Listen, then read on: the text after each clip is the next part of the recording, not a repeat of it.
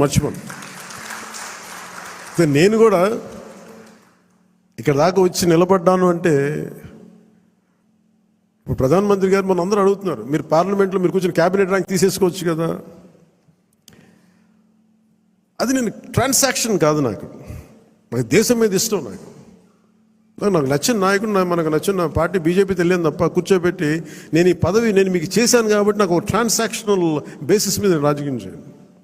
So మీరు కూడా ఆ విధానంలో ఉండాలని కోరుకున్నాను. ఎందుకంటే మీలాగా ఉంటేనే పార్టీకి నిలబడతాం. నేను చూస్తే భారతీయ జనతా పార్టీ విధి విధానాలు చూసి చాలా నేర్చుకోవాలి మనం.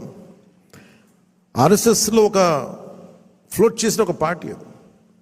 సంఘ్ నుంచి చాలామంది నాయకులు వచ్చి నిస్వార్థంగా చేసి వెళ్ళిపోతారు.